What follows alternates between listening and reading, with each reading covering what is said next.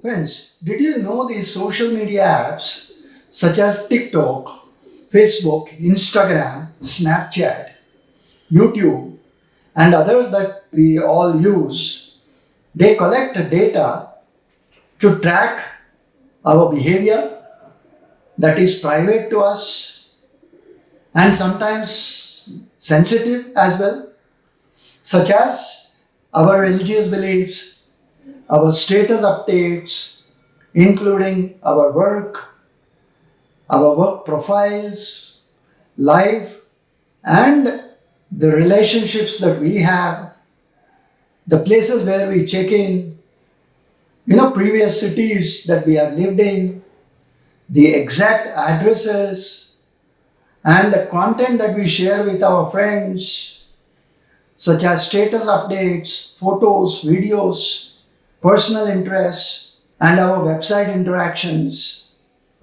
engagement on social media, including likes, shares, comments, or any other post that we make. Even our employment information, the current or past jobs that we have done, and our personal identifiers like age, race, gender, all such information is available in the social media platforms. Such and other issues are the topic for today. Now, how do they do this? One may wonder, how do these platforms manage to save all that information? They do by geofencing, using tracking cookies and cross-site tracking. Don't we agree to the terms and conditions when we sign up for an account? This is what enables the social media platforms to collect data. And some of that data can be used, misused, or even abused. Actually, in exchange for giving their services free of charge, they gather knowledge about users and use it to sell advertising on their platforms or sell user data to other firms trying to advertise to elsewhere on the internet. Friends, TikTok was banned in India in 2020, ostensibly to protect India's sovereignty. Could TikTok serve as a tool for China to spread propaganda, misinformation, or influence us and our people? Has its ban insulated us from those threats now? That may be open to research. However, the Indians were worried, imagining life after TikTok, which was hugely popular then, though in the 4 years since, many have found suitable alternatives. Everyone's aspirations, even those from the small towns of becoming big overnight, were built on TikTok. In early 23, the US House of Representatives too passed a bill that could lead to countrywide TikTok ban, which has the Americans worried. Now, what's the story? In fact, India banned several other well-known Chinese applications too, along with TikTok. India had a 200 million TikTok users base, and that was a huge captive market for similar applications. It was a multi-billion-dollar opportunity waiting to be explored. Now, American tech companies seized the moment with their new offerings. Within a week of the ban, Google launched its short video offering, YouTube Shorts, and Meta-owned Instagram launched its TikTok copycat, Instagram Reels. There were homegrown alternatives such as MX Takatak and Moj that rose in popularity, attracting several funding opportunities. But then they never could match the reach and financial firepower the American companies have. A consulting firm, Oxford Economics, reported that the YouTube creative ecosystem contributed roughly $2 billion to the Indian economy in 2022. Be that as it may, why was TikTok banned? Were there concerns that the government of China could compel TikTok's owner, ByteDance, to hand over data collected from its users? Could it track the locations of government employees and contractors, build dossiers on them of personal information for blackmail, or conduct corporate espionage? They were all valid concerns, though TikTok says data, at least of the European users, was safeguarded through a protective environment that could only be accessed by authorized employees subject to independent oversight and verification. It is of interest to note that Shanghai Tech, the giant ByteDance, owns TikTok, and its sister app Douyin is available only in China.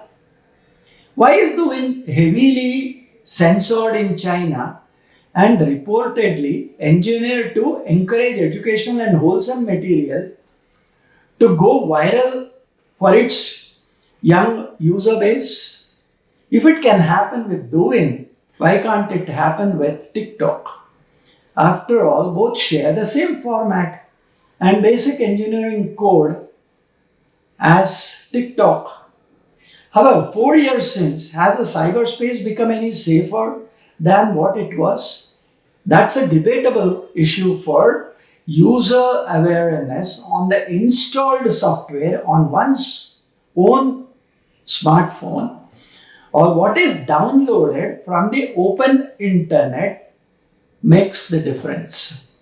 On the other hand, there could be more serious issues like deepfakes and so on than even TikTok. Even as we debate the reasons for its ban, there are three biggest cyber concerns about TikTok. Let's see what these are. Firstly, it collects an excessive amount of data and carries out excessive data harvesting. Secondly, it is believed that data on TikTok could be used by the Chinese government to spy on its users. Thirdly, could TikTok be used as a brainwashing tool? Could the Chinese government actually control the recommendation algorithms, which could be used for influencing operations? That being the case, now these are all conjectures. And that being the case, should we censor all social networks with a battery of internet police who delete content which criticizes the government or invokes political unrest, like they do in China? Social media platforms, such as the ones we are discussing today, while enabling global connection and information sharing, have also caused significant harm across individual, societal, and political dimensions. At the individual level, yes, prolonged social media use is linked to mental health issues such as anxiety, depression, low self-esteem, loneliness, and so on and so forth. Platforms are often engineered to exploit users' attention through endless scrolling and algorithm-driven content, encouraging addiction-like behaviors. Believe me, all the content is curated. The constant exposure to curated, idealized images of others' lives can distort self-perception. You start disbelieving yourself and fuel unrealistic expectations, particularly among the teens and young adults. Misinformation or disinformation spreads rapidly across these social media platforms, often outpacing efforts to correct false narratives. This can lead to real world consequences such as vaccine hesitancy during the COVID times, political polarization, and even incitement to violence. Algorithmic amplification tends to prioritize sensationalized or emotionally charged content, deepening the echo chambers, and reducing the exposure to diverse viewpoints, which weakens critical thinking and our ability to discourse with others. Now, social media has also been used to manipulate democratic processes with foreign and domestic actors using targeted ads, bots to influence public opinion and even election outcomes. Harassment, hate speech, cyberbullying, they're all widespread on these platforms, and they come often with insufficient moderation, disproportionately affecting marginalized groups and contributing to toxic online environments. Moreover, data privacy practices of social media companies have raised the ethical concerns.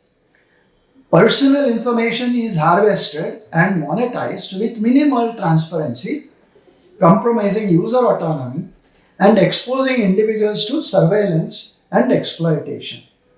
Now, while social media can foster connection, activism, there are harmful effects on mental health, democracy, social cohesion, and all these will demand stronger regulations, ethical platform designs, and greater accountability from these tech companies. Balancing free expression with responsibility is essential to mitigate these harms and creating safer digital spaces in our lives. With that, friends, I end today's episode with a promise to be back the next Saturday with another interesting episode. Until then, thank you, Dhanyavad and Namaskar.